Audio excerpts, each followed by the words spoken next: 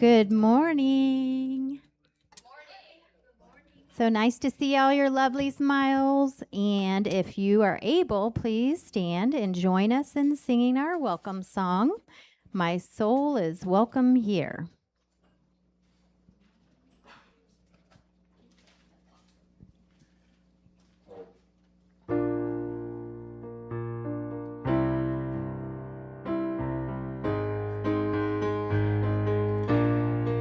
I'm in the right place at the right time. I am just where I'm supposed to be.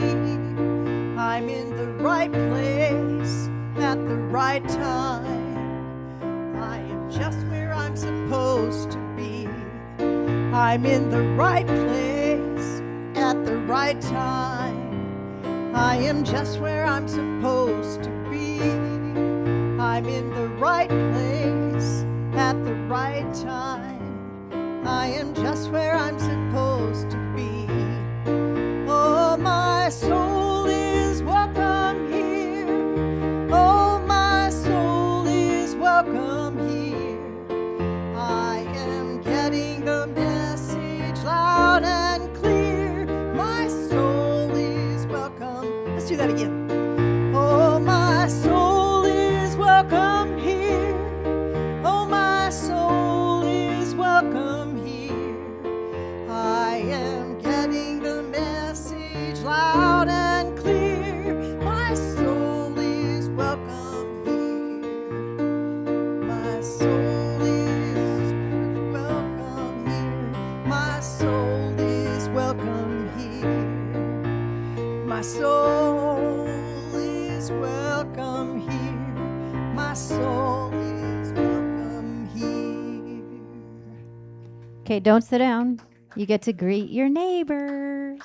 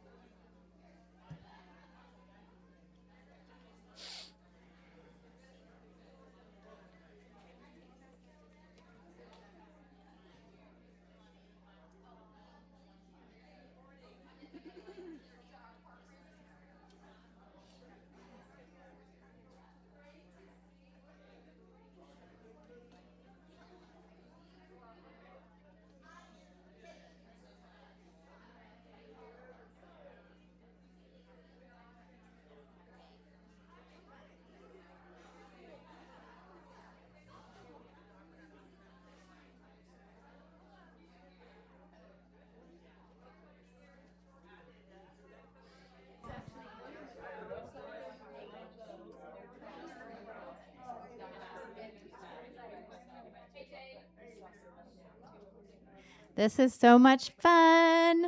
All right. As you return to your seats, we ask that you please turn your cell phone off or to vibrate so it doesn't interrupt our service. And again, good morning. I'm Catherine Jeffrey, and I coordinate the prayer team here at Unity, and I also am now the vice president of the Board of Trustees. Got a promotion. It's not paid, but all right. So I will be your host today, and it's my pleasure to honor and welcome today's guest speaker, Reverend Karen Tudor. And we're excited that she's going to share a special message with us today entitled Scratch-Free Living, inviting us to consider how the scratches, scars, changes, and imperfections of life can become part of the beauty and wisdom of a life fully lived. So may we all have the courage to release perfection, embrace the marks life leaves upon us, and honor every chapter of our journey. And now, please join me in welcoming today's guest musician, Brenda Freed. We're happy to have her back. And the Christ candle is lit, reminding us that Spirit is in this very room. May this flame remind us that the Christ light lives within us and among us now and always. And would you please join me in our opening prayer? Let us join one another now in heart and in mind as we experience the presence of the divine. In this moment, peace fills the room, joy fills our hearts, life and love restore us on all levels, mind, body, and spirit. For this awareness and every blessing in our lives, we are grateful. And so it is. Amen. We now turn our attention to our sacred prayer chest. If you have a need for which you would like prayer support, you can find a prayer card in front of your seat. We invite you to fill it out and place it in the prayer chest after service or in our tithing bag. Names can be added to our newsletter prayer list by writing them down on the clipboard in the hallway. Each name and request placed within is held in the light of the divine love and infinite wisdom. We have a prayer team here at Unity. Karen said she was going to update the slide. Yay! My AI face is gone. It was a scary face if you looked close. Yeah. So our prayer team is available after Sunday service, and today Judy is available for prayer, and we have carved out, this beautiful space that has one chair. So we'll add a chair. Don't worry. For prayer after service. We also now have a new email if you would like to send your prayer requests via email to prayuhc@gmail.com. You also can call myself anytime, call the office, call anyone on the prayer team, and we will get you set up for prayer. Affirmative prayer is essential to the Unity movement. You don't have to carry your burden alone. Whatever your need, healing, guidance, peace of mind, or gratitude, we're here to pray with you. You can call the number on the screen any time of day to have someone pray with you. And the Daily Word has been giving the worldwide Unity movement a daily prayer since 1924. We join millions of other daily word readers throughout the world, multiplying the power of these words as we read today's prayer together. And today our reader is Miss Karen Clint. She gets applause. Oh. So the advantages of this job is that I get to pick myself because I really love today's daily word affirmation. It's one of my favorite. Let go and let God. I imagine wonderful new possibilities when I let go and let God. Would you all say that with me again? I imagine wonderful new possibilities when I let go and let God. There were times when I wanted something so desperately that when it didn't happen, I sank into bitter disappointment. I told myself stories that left me stuck and resentful. It wasn't fair. It was a mistake. I missed my last chance. I have come to look at those episodes in a different way. Now, when faced with an unwelcome outcome, I resist self-pity and let go and let God. I release my rigid expectations and use my imagination to envision all kinds of possibilities, freed from the need to control. I trust divine order and divine timing. Letting go and letting God is my way of living my faith, welcoming grace, and believing the best and the highest outcomes are unfolding. I let go, let God, and know peace. Open my eyes so that I may behold wondrous things out of your law. Psalm 119:18. Let's say it one more time together because it's so beautiful. I imagine wonderful new possibilities when I let go and let God. So it is. Thank you, Karen. All right. would you now please stand if you're able to sing along with Brenda in Forever Young?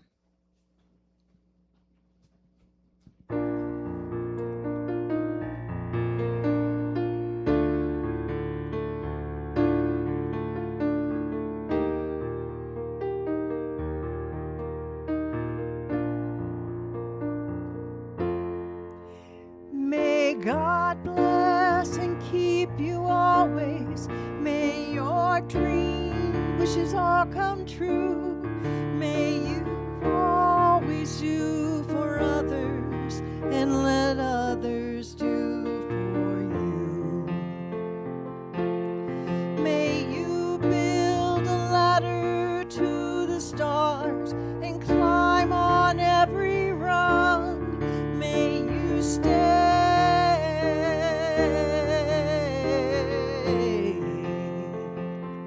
forever young, forever young,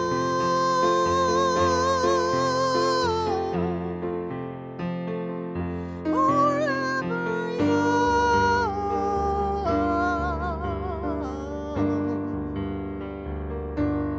May you stay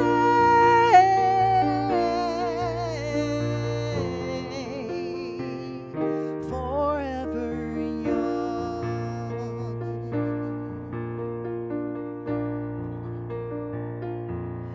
May you grow up to be righteous. May you grow up to be true. May you always know the truth and see the light surrounding you. May you always be courageous. Stand upright and be strong. May you stay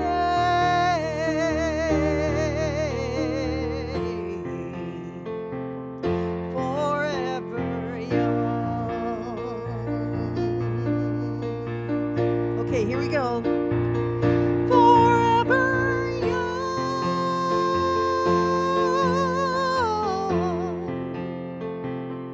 forever young.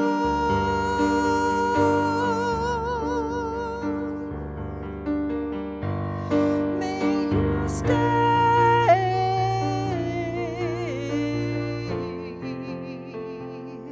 forever young.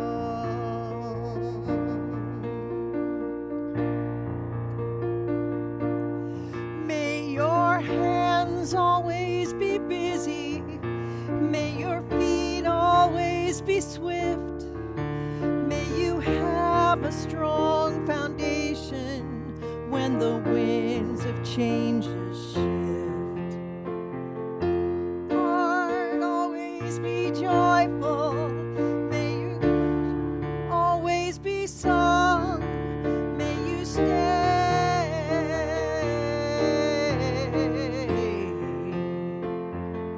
forever young. All right, here we go. Forever young,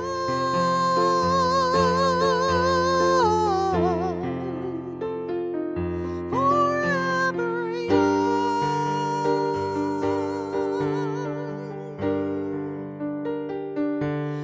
May you stay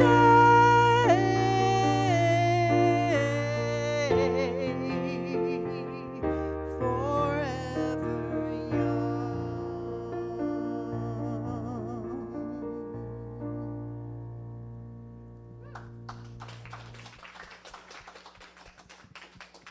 Thank you, Brenda and Bob Dylan.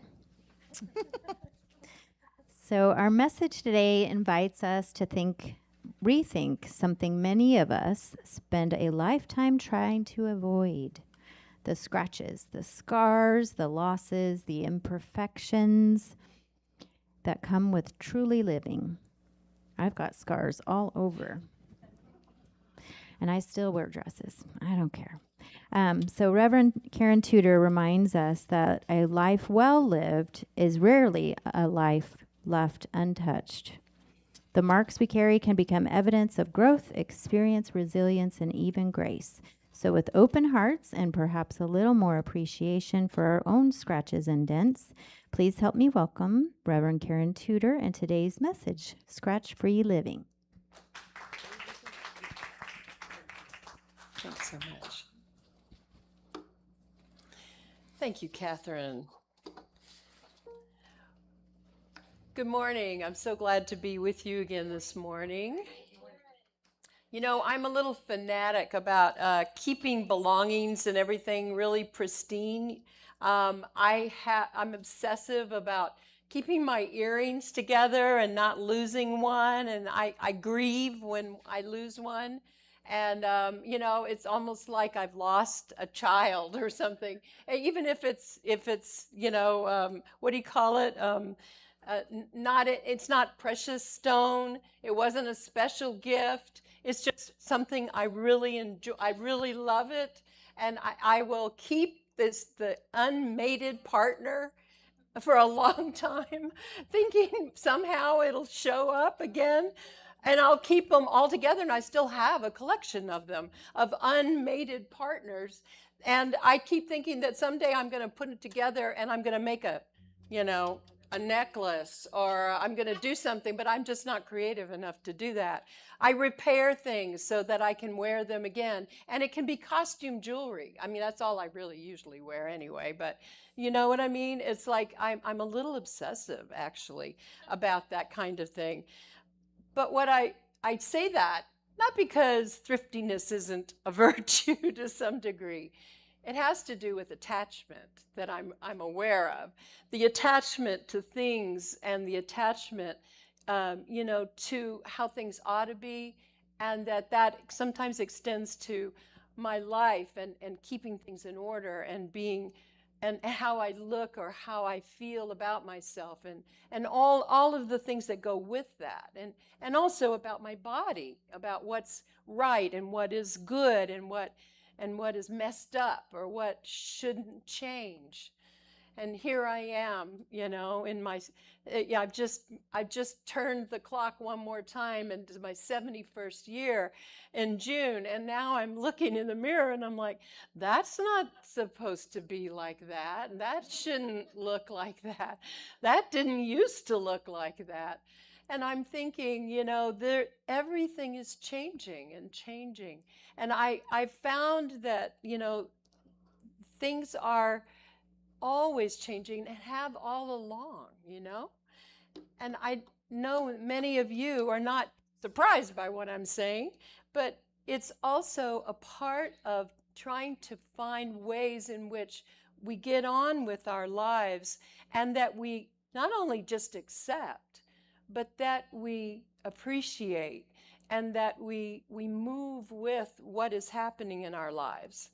You know, taking such an extreme attitude as I can sometimes do about what is wrong, and instead accept the way things are, can help keep me from looking at a lived experience that has enriched my life and what has made me more, because I'm Xing something out. I'm forgetting how I got here. I'm forgetting what brought me here, right? How I got to this place. And when we take extreme attitudes about what ought to be and what isn't and what should be, what can happen is that we miss what life is actually offering us in the new and in what's coming to us about ourselves. And also what teachers are showing up in our lives, and how we ourselves are more fully human because we are allowing ourselves to go with what comes in our lives. I'm going to give you a story about where the title comes from, actually. It's not really about my body today. It's really about floors. When William and I purchased our very first home in Houston, it was the house that we built. The house that we bought was built in 1955, the year I was born, actually, and it was 2000. Actually, it was 2,200 square feet. It turned out to be the biggest house we ever lived in. And it had 2,000 square feet of it were wood floors, original wood floors. Now, I had never had to care for wooden floors. Well, actually, on my own, I had grown up in a house with wooden floors, so I knew about wax floors. And I knew what a pain that was. And I knew what it took to do that. And the owner that we bought the house from, these floors were beautiful, by the way, and I fell in love with them. Pegged wood, it was just gorgeous. But I had small girls, and I had a busy career, and so did my husband. And there was no way I was going to be waxing 2,000 square feet to keep it nice. And I literally stayed up at night trying to figure out what was I going to do to keep those things intact. I didn't want to ruin them. This was a house that only had 2 owners, and they had come to me 39 years of beautiful floors, and they weren't going to be ruined on my watch. So I was thinking, I looked up polyurethane. I was trying to figure out how to keep them, you know, scratch-free, but then polyurethane gets scratched, and then they come in, they have to buff it out, then they have to redo it. What would that take? What would it cost? I was going crazy. Before I even bought the house, before we moved anything in, with little girls, I thought, we'll never be able to. I was wearing myself out because I wanted to live scratch-free in our brand new, to us, beautiful old house. And finally, I landed on polyurethane because it's the only thing I could keep up with. And you know how I got there, really? It wasn't polyurethane, it wasn't wax, it wasn't whatever. Pay somebody to come in every 3 months and redo the floors again, whatever. I mean, I was thinking of everything I could think of. It wasn't that. It was I walked through the house and I looked at all the floors, and they weren't perfect. They were perfect to me. They were beautiful, but they weren't perfect. They were 39 years of people living in them. And what I loved about them was that they had character, and that there had been planks replaced. There was obviously water damage over here from something. Something happened over there. Something had, you know, some kind of scarring had happened there. There were some scratches on it. There were some problems over here, but they were marred by life. And it suddenly occurred to me, you know, how things occur to you when it's not your own twisted little mind coming up with it. It occurred to me that now it was our turn to contribute our life to these floors. And that when we left, the marks of our lives would imbue it with more character. And it would be just fine. And that we could leave behind the love and the play and the temper tantrums and the everything else behind.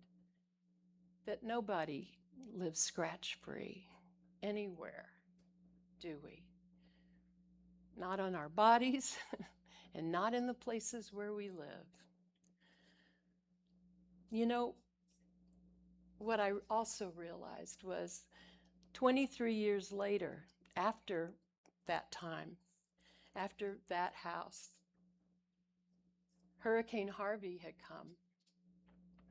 And William and I had the opportunity to come back and see the damage after Hurricane Harvey to that neighborhood. We always kind of go through to see places where we've lived, to see how they're faring. And I saw the floorboards from that house piled up on the street. You know, I had mixed feelings about that.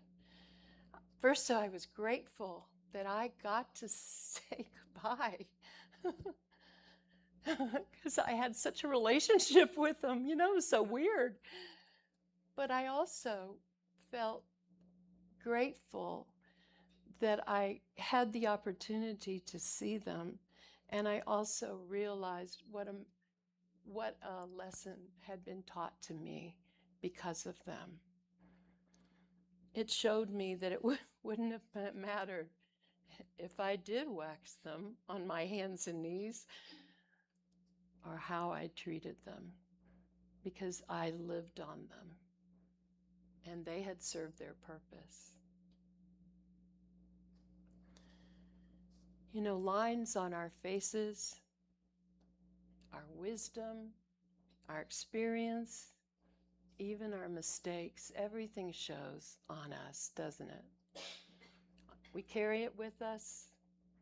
It shows in our expressions, in the stories that we tell, in the ways in which we live, in the things we do and the things we won't do, in the people that we have in our lives, the people that we've lost. You know, there are magazines in other countries, South America, I'm told, where they don't airbrush their models. Did you know that? They don't airbrush their models because they really value, they see the beauty in every, in every skin, all skin, and all of the skin on the models. So where we airbrush every imperfection and all blemishes and everything into this palette of blur, they show where there are freckles or marks, and it's a sign of intimacy to get suddenly to see some skin up close in a weird kind of way, and I get it. It's very unique, and it's not something that we experience in the same way. They see it as beauty. It's another part of the beauty of the model. And I thought, that is so important that we recognize that everything about us speaks to us and speaks about us and shouldn't be hidden or covered over. We really have a funny attitude about ourselves and about our bodies. Gloria Steinem wrote in a book that she published, sort of a memoir one time, and there was a chapter in it where she was sharing about a spa experience with women over a 10-day period. And so she said during that time she noticed that they had, all the women that she was spending time with, they had all begun to wear less and less each time, each day, and became more and more comfortable with nudity among each other, just among the group. She said gradually there was also less embarrassment about appendectomy scars and stretch marks and cesarean incisions and the like. Scars are supposed to be marks of courage on a male body, she says, but marks of ugliness on a female one. This is her words. Dueling scars, war wounds, scars as violence, those images were part of the reason I had assumed such marks to be shocking on men as well as on women. But many women's body scars have a very different context and thus an emotional power, all their own. Stretch marks and cesarean incisions from giving birth are very different from accident, war, and fight scars. They evoke courage without violence, strength without cruelty, and even so, their power, like seeing a room where a very emotional event in our lives once took place. There were other surgical scars that seemed awesome to me too, but not as evocative as those from childbirth. How do women survive even the routine physical price of skin stretched to its limit, I wondered. After one cesarean birth, where do some women find the courage to attempt several more? Perhaps we'll only be fully at ease with ourselves when we can appreciate scars as symbols of experience, often experiences that others share, and see our bodies as unique chapters in a shared story. Our bodies carry these things. They carry everything that happens to us, the length of time that we are on this planet. They do it in visible ways, but they also do it in invisible ways on the interior. We know that, chemically and emotionally. In Course in Miracles, it says our body is a communication tool. First time I read that, I went, huh? And then I thought, well, no duh, voice, movement, we communicate like that. Emotions, I thought, nervous system and sensation. Yeah, well, we communicate with that. And then I started thinking deeper stuff, like energy patterns and vibration, brain waves. Supposedly we're even, telepathically connecting and, and getting the same ideas and communicating. William, how many times have we thought the same thing about where we're going to go to dinner without saying it to each other? Oh, yeah, you said twice, but brain waves, heart energy, we connect up. Divine inspiration and messages, they come to us, we communicate. We call it prayer. We call it inspired. Words, images, ideas, chill bumps, right? Communication. Communication with something else. Not just in the cranium, not just my own thoughts. Even how our bodies appear communicates to others in the world. How we carry our bodies, how we dress our bodies, how everything happens. We're communicating all the time. We're radiating who we are all the time. Our bodies are like warriors, honestly, telling the stories of war to their community. Remember how warriors would come back from a hunt or from war and sit around the campfire and tell their stories and show the evidence of how they and reenact what happened to them and how they fought off the threats or the things that happened to them either in war or battle, but also from the animals, and how they made the kill and how they worked together and what they did and how they were brave and how they made their way home. This is all part of what it is that we have always known, that everyone has their role, but everything we do is for some greater good. And it's not just, it goes beyond who we are. It is for greater good, and it's for those we love and those we care about. Our bodies are like walking parchment of the story of battle, courage, survival, mistakes we've made, traumas we've gone through. Life's stressors do leave scars. And sometimes they come from battles only we know about. Eating disorders leave stretch marks and health issues. Depression can leave scars of desperation and hopelessness and all kinds of pain. Cancer or other illnesses sometimes have surgical or medical solutions that bring healing and leave their evidence behind. Addictions, accidents, traumas, they create losses, injuries, scars of all kinds. These are all emotional places we may have been, and they created a turning point in our lives. They gave us the opportunity to create a new life, to make new choices, to change the direction. They are teachers and companions sometimes. Sometimes they stay with us for the remainder of our lives. events and words that have wounded or impressed upon us to decide things about the world, about life, about ourselves. And that imprint sometimes closes doors we choose not to open, and that changes us too.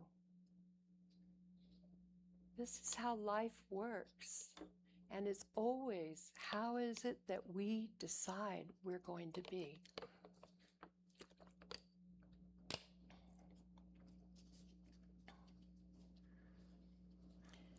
We carry scars. We show the wear and tear of human life experience on our bodies, our psyches, and our souls. We aren't meant to get through life unscathed without getting marked up, without being changed. We're not meant to live scratch-free. That's not the prize. That's not the way it was supposed to be. We are meant to show what's happened to us on us. We are meant to grow old. We are.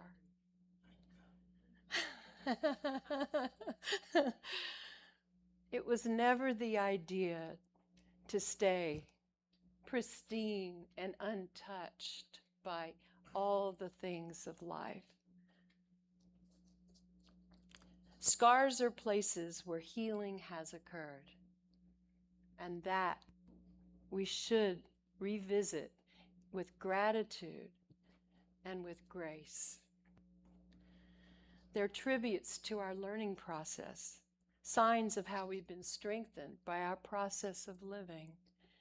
And we should, from time to time, just go back and give thanks and teach others, show others, encourage others by the strength that we've gained from it. In Luke chapter 5, verse 37, Jesus said, "No one pours new wine into old wineskins. If he does, the new wine will burst the skins, the wine will run out, and the wineskins will be ruined." Probably heard that before, right? So that makes perfect sense. That's how wine was stored at his time. So when new wine is poured into new wineskins, the deal is, of course, they cork it, they save it, and it ferments. And when it ferments, the gases expand and the skin grows with it when it's new. But once it's stretched and you pour new wine into that, it will burst. And so that can't work. He says no new wine must be poured into new wineskins. And he says, no one, after drinking old wine, wants the new. For he says the old is better. Oh, hallelujah. Exactly. No kidding. So new wine really is about new consciousness. A new consciousness, folks, is new beginner's mind. And we, even those of us who have got some years behind us, we still have beginner's mind when we approach something we haven't encountered before, which is happening for me just as often, if not more often than it used to. There are always new things I'm being confronted with and things I need to learn, right? Beginner's mind, new wine needs to have a new frame of mind for me. I need to start all over again. I can't pull out what I've always known and try to fit the new thing in. Did you find that? It doesn't work. I've tried it. I wish it did. Oh yeah, I learned that a long time ago. No, it doesn't work like that. Still, that doesn't fit. That's not how it works. I've got to learn something new. And so the deal is that old wine is lived experience and it's wisdom, and that wisdom is what works. But I have to change with the times as well, and in order to stay with things. We needn't be ashamed about our scars, physical or emotional. We need to stay with the process because healing continues, and the exposure to new life will bring some new wounds and some new challenges, and we'll get hurt again, and we'll lose some more. But we already know what the process is, and we stay with the process. Stay with it until we get the gift and bring it to maturity. Dr. Rachel Naomi Reman, she was a wonderful, wise woman who worked with cancer patients. And there's one woman that she worked with, her name was Joan. Joan's hysterectomy for cervical cancer was her 5th surgery, she says. But she says that before that 5th surgery, shortly after her 35th birthday, she had already entered into a battle with time, not for her life or cancer, but with a plastic surgeon at her side. She'd already been working with him to strip back the years, reclaiming her eyes, the chin, and even her breasts and the bottom of her youth. Unwilling to grow old, she examined her face and body constantly, exercised daily, and was on a continual diet at 35. Rachel says, we were the same age, but she looked 15 years younger than me. Joan told her, no one really needs to grow old. Aging is a choice, she said. Rachel says the battle for her life began with a positive pap smear. The cancer had been diagnosed early, and a year of strenuous chemotherapy and radiation had put it into remission. It had been a tough year. 6 months after she completed her cancer treatment, we finished our own work together. At that time, her hair was just beginning to grow back. Several years afterwards, in the local market, I was stopped by a handsome, gray-haired woman I didn't recognize. She greeted me warmly, and seeing my puzzled look, she burst out laughing. She says, it's Joan. She says, I'm growing old. Who would think that someone like me could be so grateful to have wrinkles and gray hair? Finally, she had come into herself. She'd healed more than the cancer.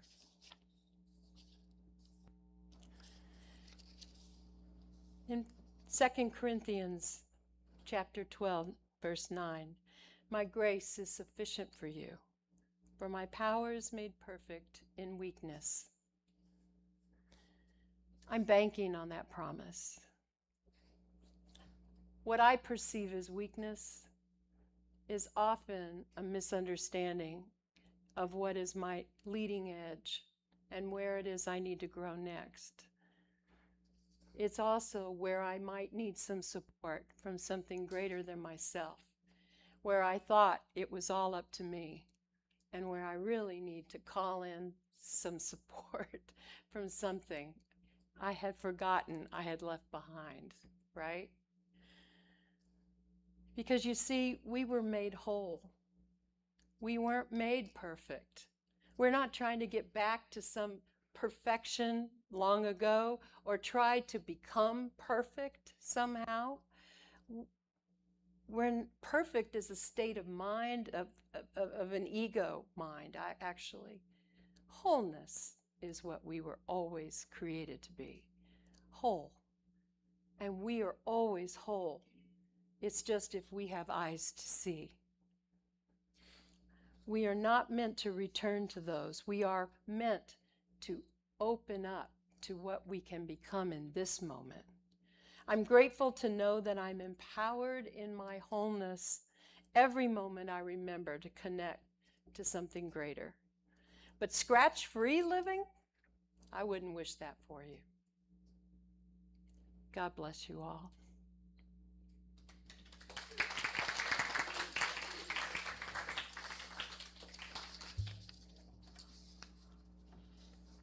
We'll take a few moments now, if you would, to just settle in. And let's call on that greater than us.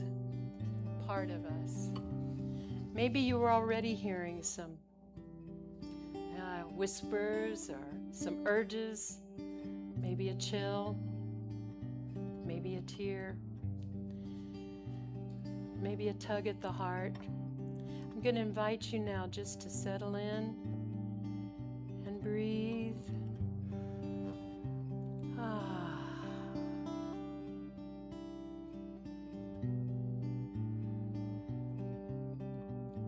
Breathe in love.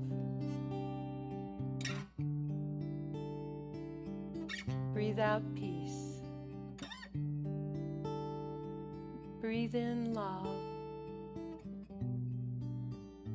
Breathe out peace. Breathe in love. Breathe out peace.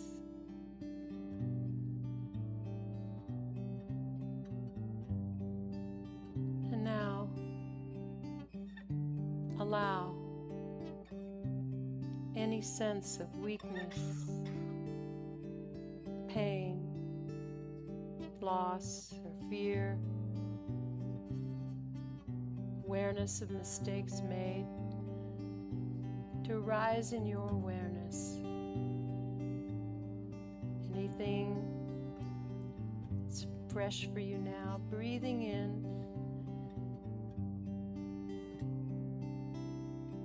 and allow your heart to expand around that awareness without needing to fix or do anything about it. Just allow yourself to forgive yourself now, no matter what state it's in, what stage it's in, how long ago, how present it is.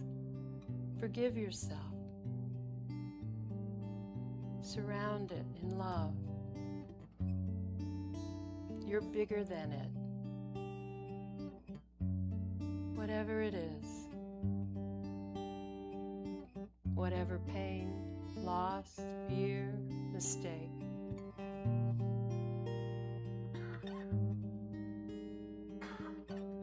at least be willing. Surround yourself with love and breathe. Breathe. Open your wounded heart to healing love. Love flows in, warm, overwhelming, flows through your entire being. Love, always here.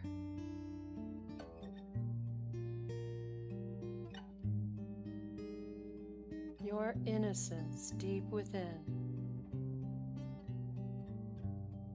deserves it.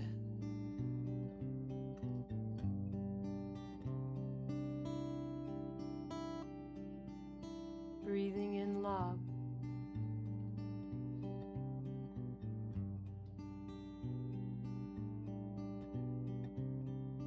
Breathing out peace.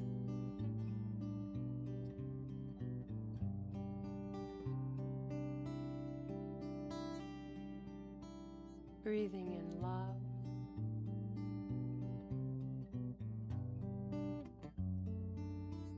Breathing out peace.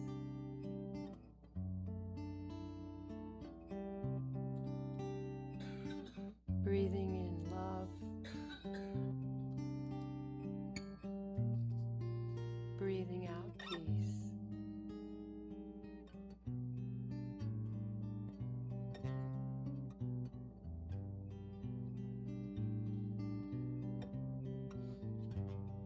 Breathe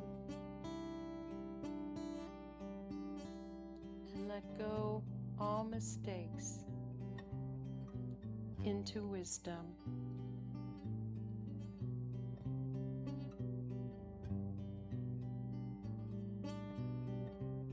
Let go pain into wholeness.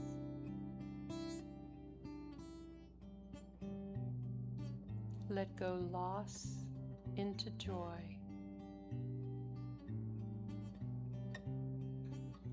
Let go fear into love. Let go weakness into divine power.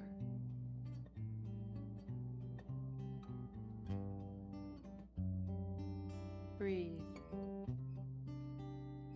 and allow all blessing to rest upon you and heal you now.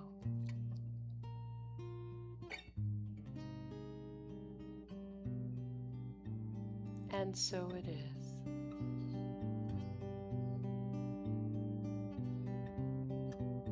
And so it is. Amen.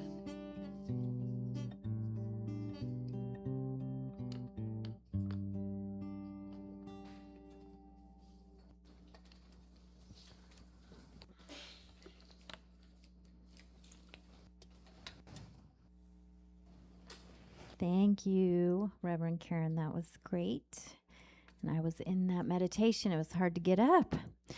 All right, so now we have special music performed by Branda, titled Both Sides Now by Joni Mitchell.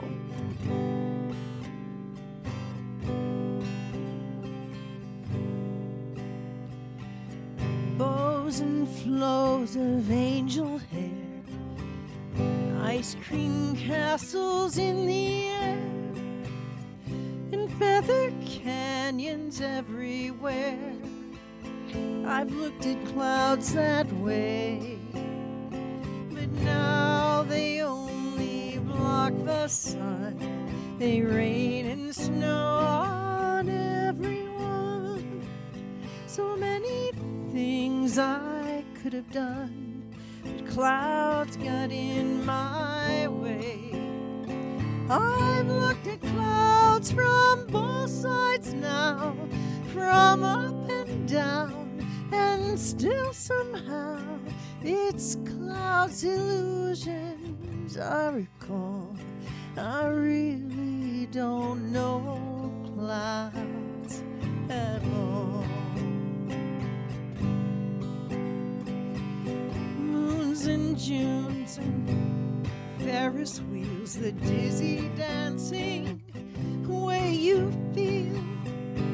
Every fairy tale comes real. I've looked at love that way, but now it's just another show. You leave them laughing when you go, and if you care, don't let them know. Don't give yourself away. I've looked at love from both sides now, from give and take, and still somehow it's life's illusions I recall. I really don't know love at all. Tears and fears and feeling proud to say I love you right out loud. Dreams and schemes and circus crowds, I've looked at life that way. But now old friends are acting strange. They shake their heads, they say I've changed. But something's lost and something's gained in living every day. I've looked at life from both sides now, from win and lose, and still somehow it's life's illusions I recall. I really don't know life at all. I've looked at life from both sides now, from win and lose, and still somehow it's life's illusions I recall. I really don't know life at all.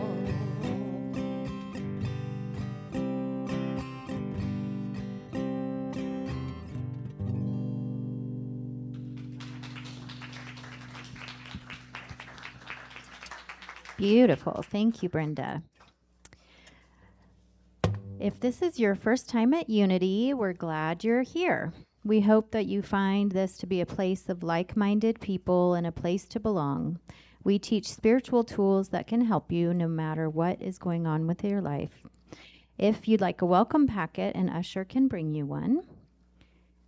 And now we have an opportunity to support our spiritual community. As we prepare our gifts, we recognize that giving is an act of love, faith, and spiritual connection that puts us in the flow of every good thing. So please bless what you are giving now and join us in our offering affirmation. Divine love as me blesses and multiplies all that I am, all that I give, and all that I receive. I send it forth with my blessings and my love.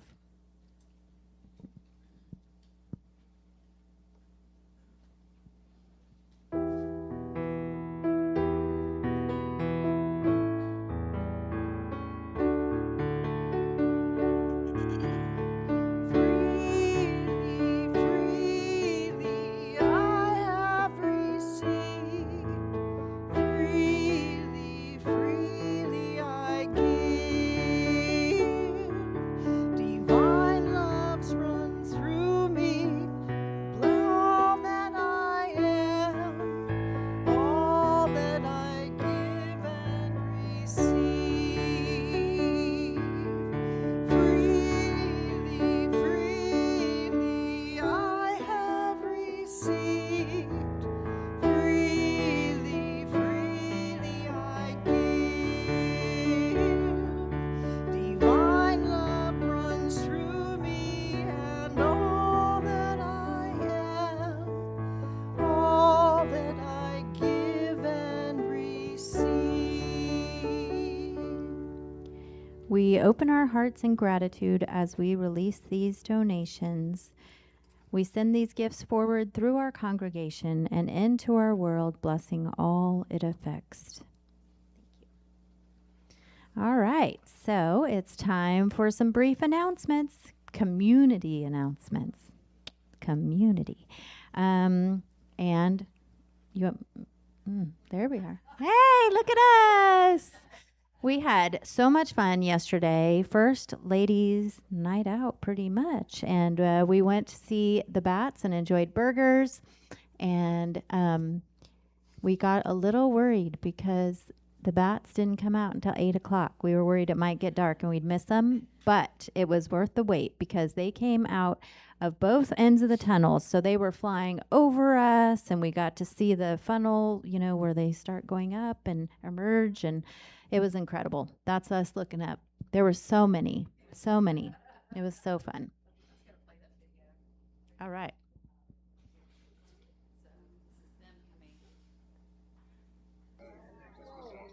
That was from the north. 3 million bats. Yes, every one of them. And they just kept coming. It was absolutely amazing.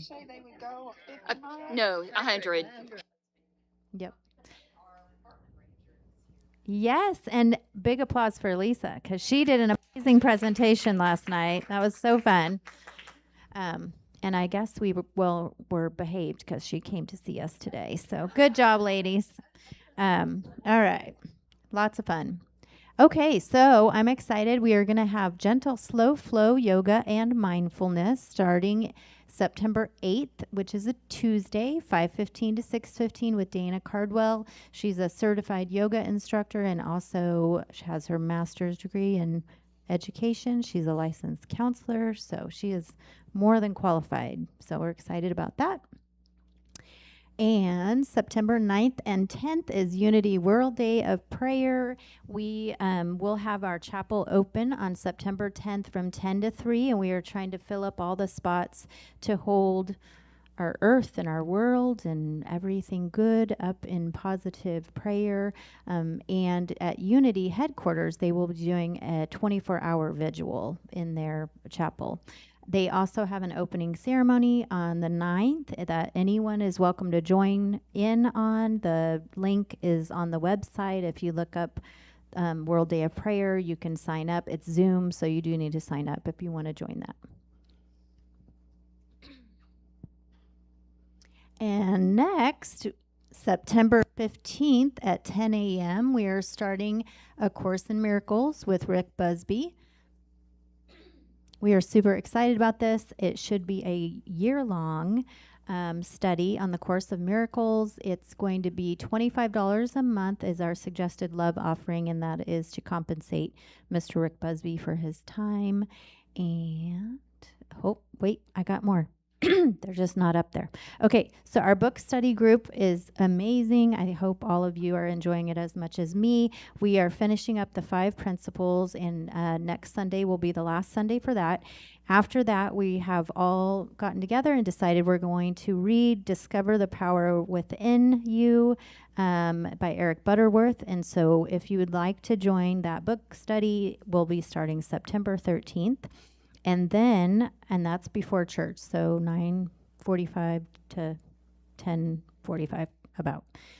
September 8th at 10 a.m., we have a prayer team meeting. So everybody that's on the prayer team, I'd love to see you here. All right. I'm losing my voice. Okay, so now we get to stand and sing and pray. And I forgot to say thank you to Karen and Brenda. Yay.